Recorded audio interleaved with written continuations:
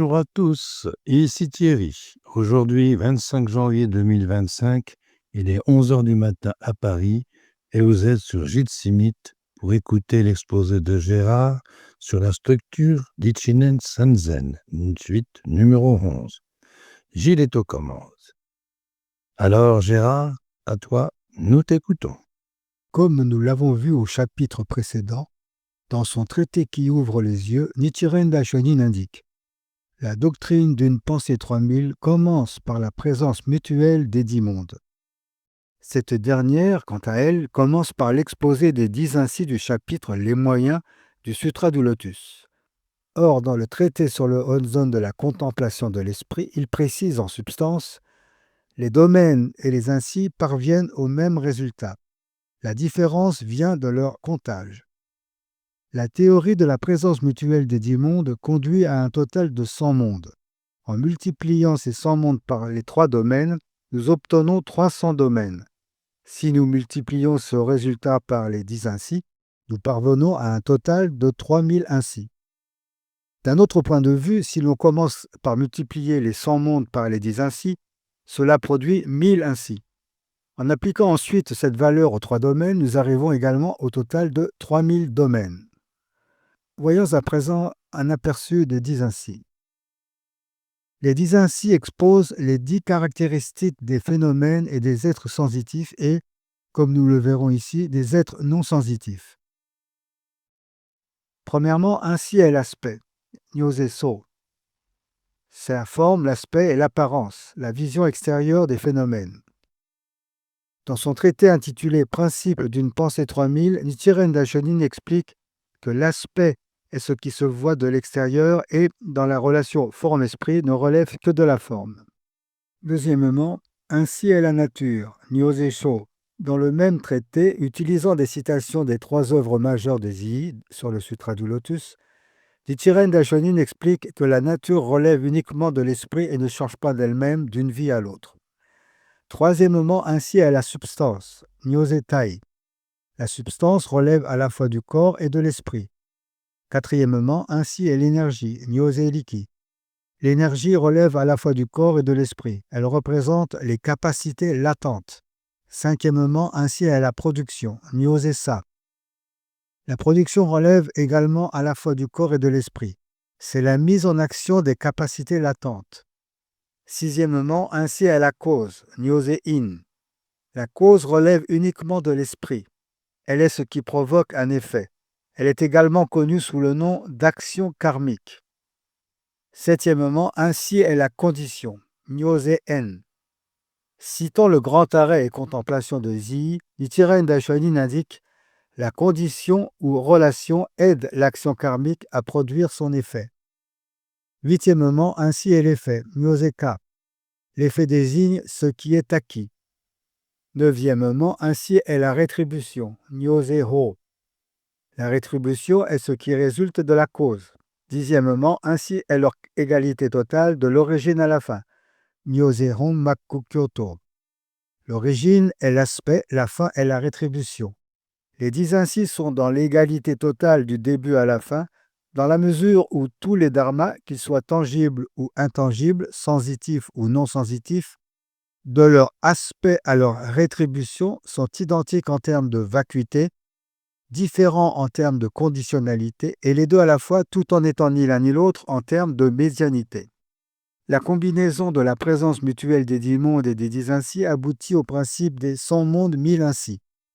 Ce concept fut élaboré par Zii, notamment lors de ses enseignements sur le Sutra du Lotus, dispensés en 585 dans les temples Lingyao et Guangzai de Jinling. Ces enseignements consignés par son disciple Guanding furent compilés dans l'ouvrage intitulé Les mots et phrases du Lotus. Zii poursuivit l'exposé des 100 mondes 1000 ainsi en 591 dans le monastère construit pour lui par l'empereur Yangdi. Ces nouveaux enseignements, également transcrits par Guanding, furent rassemblés dans le sens mystérieux du lotus. Ainsi, au cours de cette période, Zii développa les principes des 5 périodes et des 8 enseignements, ainsi que des 100 mondes 1000 ainsi, sans évoquer celui d'une pensée 3000. En 594, Ziyi donna son célèbre enseignement intitulé « Le grand arrêt et contemplation ». Ce n'est toutefois qu'au chapitre 7, contenu dans le 5e fascicule de cet ouvrage, que le grand maître du Tendai formula pour la première fois la doctrine d'une pensée 3000 à travers l'affirmation suivante. L'esprit contient 10 mondes, et chaque monde renferme à son tour 10 mondes, ce qui nous donne 100 mondes. Par ailleurs, chaque monde inclut 30 types de domaines, si bien que les 100 mondes des dharmas englobent 3000 types de domaines. Ces 3000 sont présents dans le cœur d'une seule pensée. Quelle est la distinction entre les concepts de 100 mondes milinsi et une pensée 3000 ?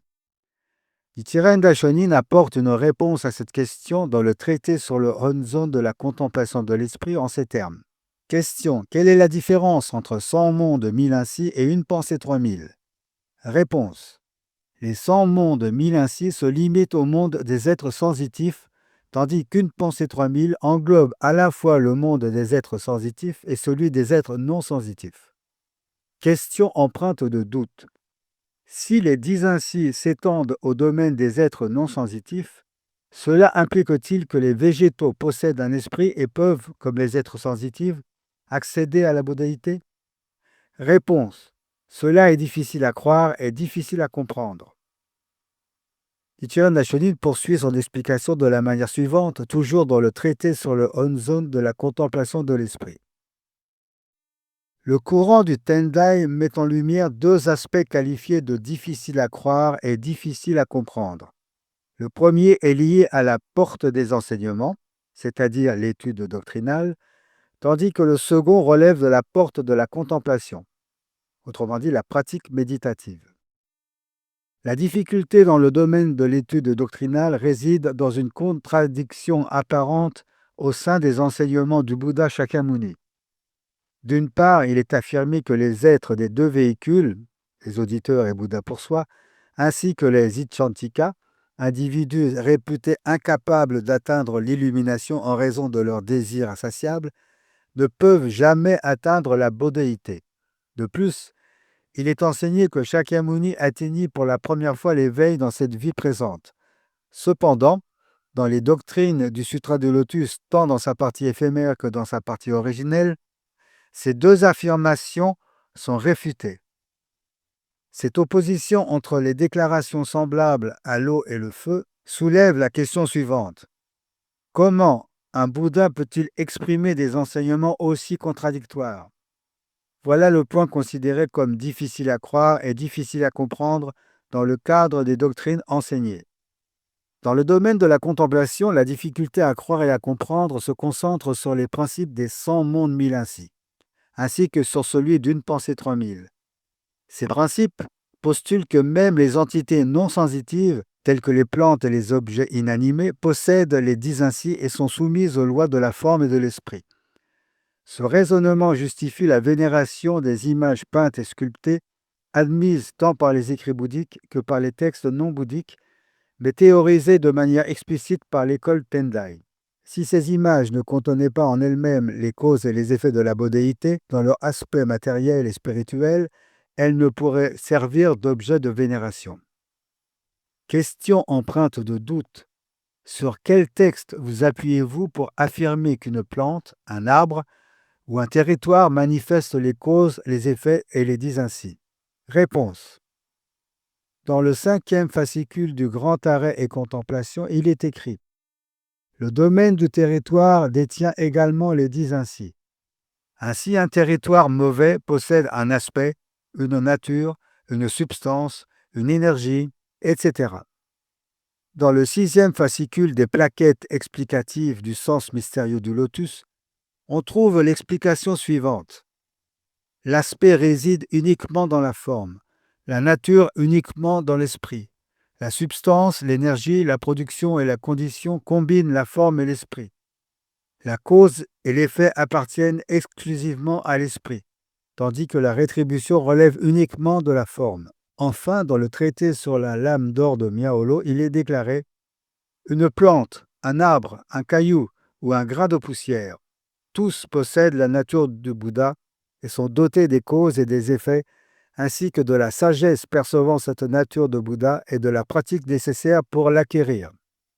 Abordons à présent les 3 domaines.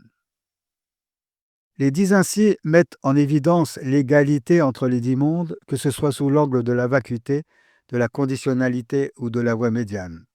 En revanche, les 3 domaines mettent en lumière leur distinction. Dans le traité sur le principe d'une pensée 3000, Nichiren Daishonin écrit « Les 3 domaines sont le domaine des 5 ombres. Le grand arrêt et contemplation indique. Dans la mesure où les 5 ombres diffèrent dans chacun des 10 mondes, nous parlons alors du domaine des 5 ombres. Domaine des êtres. Le grand arrêt et contemplation indique. Comment les êtres de chacun des 10 mondes pourraient-ils ne pas présenter de différence? C'est pourquoi nous parlons du domaine des êtres. Le domaine du territoire. Le grand arrêt et contemplation indique. L'environnement dans lequel vivent les êtres des 10 mondes est appelé le domaine du territoire. Dans la nouvelle traduction, les 5 ombres sont appelées les 5 obscurcissements. Le mot ombre signifie agrégation. La première des 5 ombres est la forme. Il s'agit des 5 types de formes ou de couleurs. La deuxième est la perception. Il s'agit de la prise en compte de ce qui nous entoure. La troisième est la conceptualisation. Les versets sur le trésor de l'Abhidharma énoncent. La perception est la fonction qui forme les images mentales. La quatrième est la réaction. La réaction est ce qui crée ou motive l'action. La cinquième est la conscience. La conscience est ce qui réalise le processus de discernement ou de discrimination. Le 5e fascicule du Grand Arrêt et Contemplation, citant le commentaire sur le Sutra des 10 degrés, énonce « La conscience effectue d'abord le processus de discernement ou de discrimination. Ensuite, la perception saisit une chose, la conceptualisation forme une image de la chose, la réaction décide d'accepter ou de rejeter la chose, et la forme répond à la décision de la réaction. » Au sujet des 100 mondes, 1000 ainsi et 3000 domaines. La présence mutuelle des 10 mondes engendre un total de 100 mondes. Ensuite, Nichiren Daishonin énumère les 10 mondes en précisant que chacun d'eux est peuplé d'êtres eux-mêmes dotés des 10 ainsi, incarnés par les 5 agrégats, les ombres, lesquels sont également imprégnés de ces 10 ainsi. Ces agrégats et ces êtres reposent sur un territoire, lui aussi caractérisé par les 10 ainsi, dont il détaille les spécificités. Par exemple, pour le monde des enfers, il indique Enfer, entre parenthèses, domaine des êtres, dit ainsi. Domaine des 5 ombres, entre parenthèses, dit ainsi. Domaine du territoire, entre parenthèses, dit ainsi, sous la terre, fer en fusion. Et ainsi de suite jusqu'au monde du Bouddha. Incidemment, voici les caractéristiques des domaines du territoire pour chacun des autres mondes. Pour les esprits affamés, le territoire est sous la terre. Pour les animaux, c'est l'eau, la terre et l'air. Pour les ashuras, c'est le fond ou le bord des océans. Pour les humains, ce sont les 4 continents entourant le mont Sumeru. Pour les cieux, ce sont les palais. Pour les auditeurs, c'est la terre de la cohabitation des saints et des êtres ordinaires. Pour les éveillés par les conditions, c'est également la terre de la cohabitation des saints et des êtres ordinaires. Pour les bodhisattvas, c'est la terre des moyens et de la rétribution correcte. Pour le Bouddha, c'est la terre de la lumière sereine. Il convient de préciser que la terre de la cohabitation des saints et des êtres ordinaires désigne le monde de l'endurance dans lequel les 4 saints, les auditeurs, les Bouddhas pour soi, les bodhisattvas et les Bouddhas, nous côtoient et nous perçoivent tandis que nous, êtres ordinaires, ne les voyons pas. En s'appuyant sur les 3000 domaines qui forment le principe d'une pensée 3000, il explique que les 2000 domaines relatifs aux êtres sensitifs et aux 5 agrégats correspondent à la rétribution du principal, tandis que les 1000 domaines liés au territoire relèvent de la rétribution du support. Ainsi, les 3000 domaines englobant à la fois le principal et son support sont simultanément présents dans un seul esprit et une seule pensée, révélant par là même la non-dualité entre le principal et le support, et Shofuni. Une interprétation superficielle du principe d'Eshofuni pourrait suggérer une approche écologique des relations entre l'être humain et son environnement. Ne pourrait-on pas en effet attribuer à la cupidité humaine la déforestation, laquelle contribue au réchauffement climatique? Bien que cette observation soit incontestablement fondée, le message central du bouddhisme se situe ailleurs. Dans le traité sur les présages, Nichiren Daishonin écrit: les 10 directions sont la rétribution du support, tandis que les êtres représentent la rétribution du principal. La rétribution du support peut être comparée à l'ombre et la rétribution du principal au corps. En l'absence du corps, l'ombre ne peut exister. De même, sans la rétribution du principal, il ne peut y avoir de rétribution du support.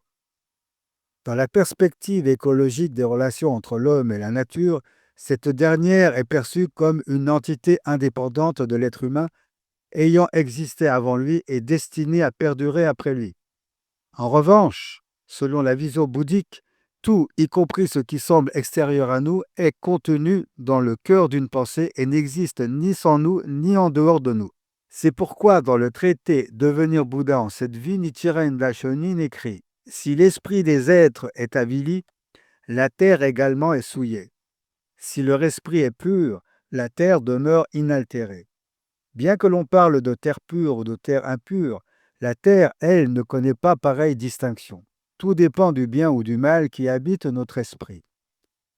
C'est ce qui est également souligné dans l'instance Jiga du chapitre Durée de la vie du Sutra du Lotus. Le Bouddha est toujours présent en ce monde de l'endurance, mais nous, êtres ordinaires, ne le voyons pas. Pour lui, le monde qui l'entoure est la terre de la lumière sereine.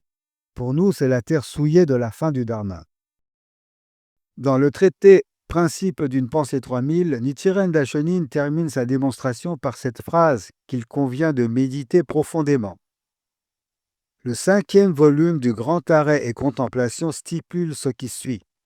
Lorsque l'esprit et un objet de perception entrent en contact, alors les 3 sortes de domaines et les 3000 natures et aspects surgissent de l'esprit. Il écrit une phrase assez similaire dans le traité sur l'information et la confirmation que les Bouddhas des 3 phases jugent bon d'effectuer au sein du corps des enseignements, écrit en 1279. Même le domaine du territoire provient de cet unique dharma qu'est l'esprit. C'est ce qu'enseignent les saints enseignements prêchés par le Bouddha au cours de sa vie. Fin de citation. Depuis la mise en mouvement de la roue du Dharma jusqu'à son extinction dans le bois de Sala, le Bouddha ne cessa de transmettre un unique enseignement. L'esprit est comparable à un peintre habile, capable de peindre les mondes. Les 5 agrégats naissent tous de lui. Il n'est rien qu'il ne crée pas. Face à l'étonnement et à l'incompréhension de son auditoire devant ces paroles, il élabora progressivement les 4 nobles vérités, puis les 12 liens de la causalité, introduisant ainsi les concepts fondamentaux de la production conditionnée, de l'absence de nature propre des phénomènes et de la vacuité. Cette dernière fut approfondie ultérieurement par Nagarjuna à travers la notion de voie du milieu, puis affinée par Vasubandhu avec le concept du rien que conscience. Ces développements culminèrent avec la doctrine d'une pensée contenant 3000 mondes élaborée par Zi. Le fond de l'enseignement demeure inchangé. Seules ses expressions et ses explications varient au fil du temps. Tous ces enseignements convergent pour révéler l'aspect véritable des phénomènes, désignés par Nichiren Daishonin comme le Dharma merveilleux. C'est ce qu'il affirme sévèrement dans son traité Devenir Bouddha en cette vie par ces mots. Pour exprimer la notion de présence des mondes des dharmas en son esprit, on utilise l'expression Dharma merveilleux. C'est pourquoi ce sutra est qualifié de sagesse de tous les Bouddhas. Le principe fondamental du monde des dharmas en son esprit signifie que le principal et son support, la forme et l'esprit dans les 10 mondes et les 3000, les plantes apathiques, le vaste ciel et les diverses contrées, tous sont inclus dans le cœur d'une pensée sans que rien ne soit omis et sans même qu'une poussière ne soit laissée de côté. Toutefois, quand bien même réciterait-on le sutra de la fleur de lotus du Dharma merveilleux, si l'on pense que les dharmas existent hors de son propre esprit, il ne s'agit plus du tout du Dharma merveilleux, mais d'une loi vague. En ce sutra, il n'est pas de loi vague. Et puisque cela ne figure pas dans le sutra, il ne s'agit que des moyens ou de doctrines provisoires. Vous ne devez en aucun cas imaginer que l'ensemble des 80 000 enseignements sacrés délivrés par le Bouddha de son vivant, ainsi que les Bouddhas et Bodhisattvas des 3 phases et des 10 directions, existent ailleurs qu'en votre esprit. Abordons à présent les caractéristiques de la présence des 3000 domaines, mondes, ainsi dans une pensée. Je vais aborder ce sujet en utilisant le traité sur la transmission des 3 secrets de Nichikan Shonin, agrémenté des commentaires du 59e grand patriarche Nichiko Shonin. Le traité sur la transmission des 3 secrets énonce. Question. Dans le 5e fascicule de l'arrêt et contemplation, il est écrit « Ces 3000 sont présents dans le cœur d'une pensée. Comment un élément aussi infinitésimal qu'une pensée peut-il contenir 3000 domaines, mondes ainsi ?» Réponse. Le sens profond de ce sutra réside dans la révélation de l'interpénétration parfaite. Ainsi, l'ensemble des mondes des dharmas est contenu dans une seule pensée, et chaque pensée unique imprègne à son tour l'intégralité des mondes des dharmas. Cela peut être illustré par exemple par une particule de poussière qui reflète les 10 directions ou par une goutte d'eau qui contient en elle l'immensité de l'océan. Le sutra de l'ornementation fleurie énonce « L'esprit est comparable à un peintre habile capable de peindre les mondes. » Question. Un peintre ne peut peindre que des formes. Comment pourrait-il peindre les 4 états de la pensée? Il convient ici de faire une digression pour clarifier les 4 états de la pensée désignés en japonais par le terme shishin. Ces états correspondent respectivement à la pensée non encore advenue, le désir de penser, la pensée présente et la pensée passée. Ces termes décrivent différentes modalités des fonctions psychiques humaines. La pensée non encore advenue fait référence à l'état où l'idée de penser ne s'est pas encore manifestée. Le désir de penser désigne le moment où la pensée commence à émerger mais n'est pas encore pleinement formulée. La pensée présente correspond à l'instant où l'acte de penser se réalise. La pensée passée renvoie à l'état où la pensée a pris fin et appartient désormais au passé. Ces 4 étapes permettent d'analyser le processus de la pensée dans sa progression temporelle et sa dynamique psychique. Revenons au traité de Nichikan Shonin. Réponse. Il peint simultanément la forme et l'esprit. C'est pourquoi le sutra de l'ornementation fleurie précise « Les 5 agrégats naissent tous de lui.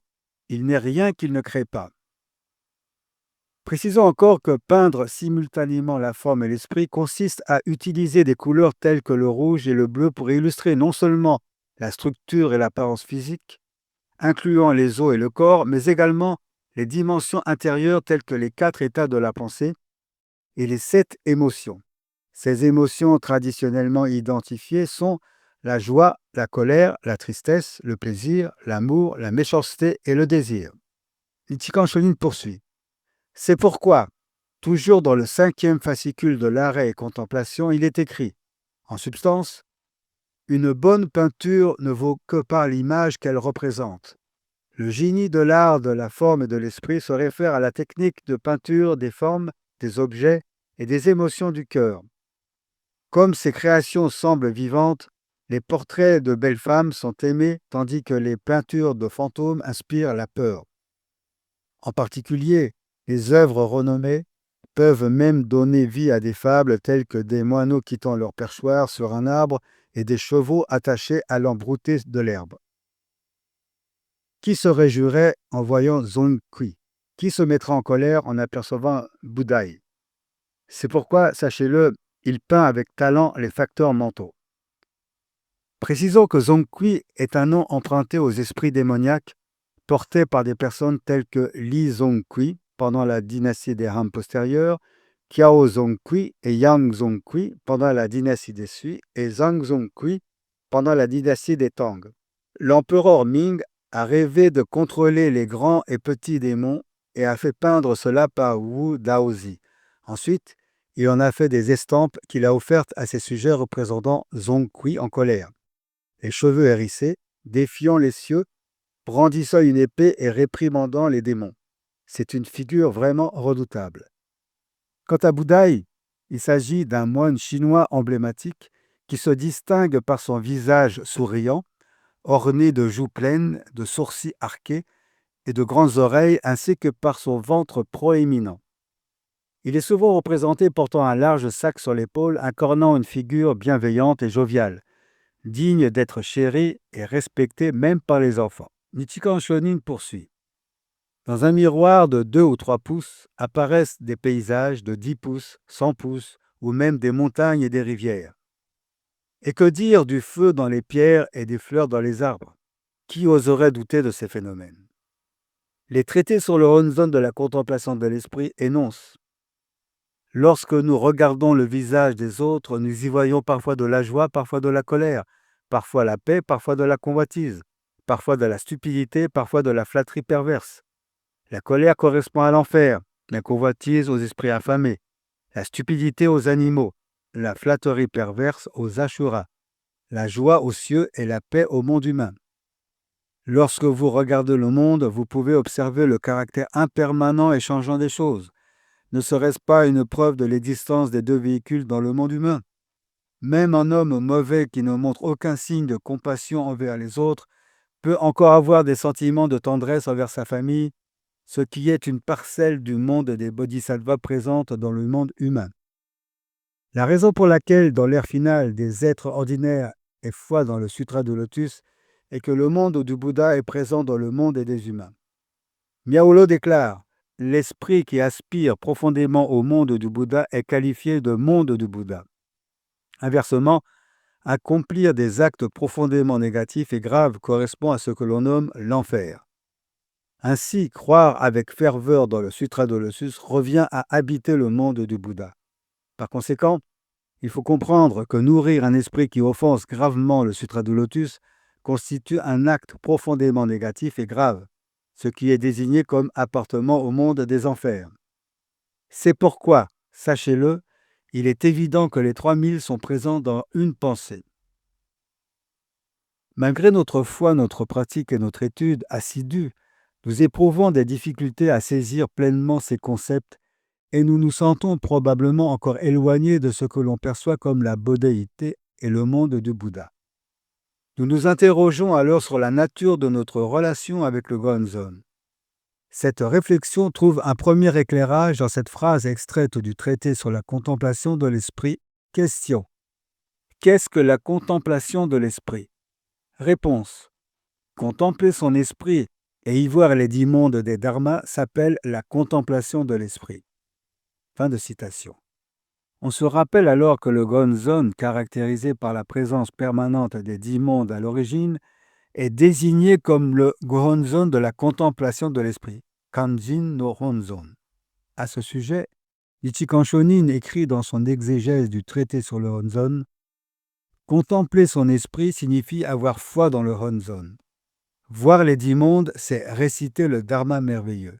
En effet, si l'on récite le Dharma merveilleux avec foi dans le Honzon, alors les 10 mondes des Dharmas présents dans le Honzon deviennent entièrement 10 mondes présents dans notre esprit. C'est ce que l'on appelle recevoir et garder est identique à la contemplation de l'esprit.